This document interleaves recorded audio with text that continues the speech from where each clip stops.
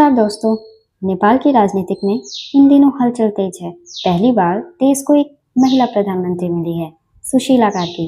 लेकिन इसी बीच पूर्व प्रधानमंत्री केपी ओली ने नरेंद्र मोदी पर नेपाल की राजनीतिक में दखल और अशांति फैलाने का आरोप लगाया है। आखिरकार सच्चाई क्या है, आइए पूरी कहानी समझते हैं। कहा जाए तो पिछले कुछ महीनों से नेपाल में युवाओं का आंदोलन तेज हुआ। वजह थी भ्रष्टाचार, वंशवादी राजनीति और सोशल मीडिया पर पाबंदी लगाने की कोशिश। प्रदर्शनकारियों में ज्यादातर जैन जी थे, जिन्होंने सड़क से लेकर सोशल मीडिया तक अपनी आवाज उठाई।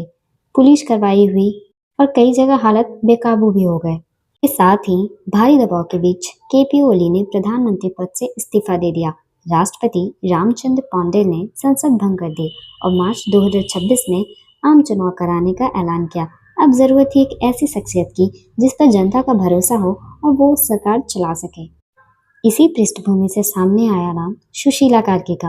वे नेपाल की पहली महिला चीफ जस्टिस रह चुकी हैं और भ्रष्टाचार विरोधी फैसलों के लिए जानी जाती हैं। उन्हें युवाओं और सिविल सोसाइटी का समर्थन मिला, क्योंकि वे किसी राजनीतिक दल की कठपुतली नहीं मानी जाती।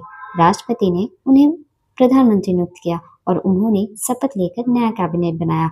नेपाल के इतिहास में यह पहली बार हुआ कि किसी महिला ने देश की बागडोर संभाली हो। इस्तीफे के बाद केपी ओली ने कहा कि नेपाल की मौजूदा अशांति में बाहरी ताकतों का भी हाथ है। उन्होंने भारत के पीएम नरेंद्र मोदी को निशाना बनाया, यह कहते हुए कि नेपाल की राजनीतिक में बाहरी दखल हमेशा से रहा है और मौजूदा जो हालत है ये उन्हीं की वजह से है। ओली का यह बयान नेपाल की राजनीतिक में नया विवाद खड़ा कर दिया। हालांकि भारत ने आधिकारिक तौर पे इस आरोप पे कोई प्रतिक्रिया नहीं दी, बल्कि मोदी ने सुशीला कार्की को बधाई दी और नेपाल की स्थिरता और समृद्धि के लिए भारत की प्रतिबद्धता दोहराई। नेपाल और भारत के बीच सांस्कृतिक और ऐतिहासिक रिश्ते बेहद गहरे हैं, लेकिन राजनीतिक में अक्सर तनाव दिखा है, चाहे बात हो सीमा विवाद की, व्यापार रुकावट की या संविधान पर मतभेद की।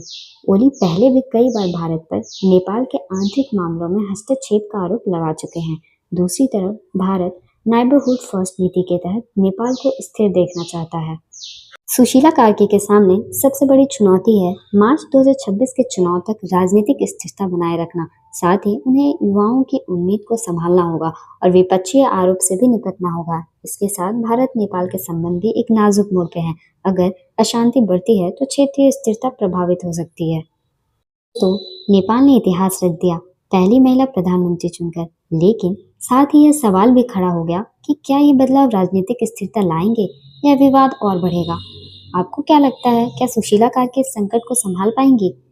और क्या ओली के मोदी पे लगाए आरोप में कोई सच्चाई है या सिर्फ राजनीतिक का खेल है? अपनी राय कमेंट में जरूर बताएं।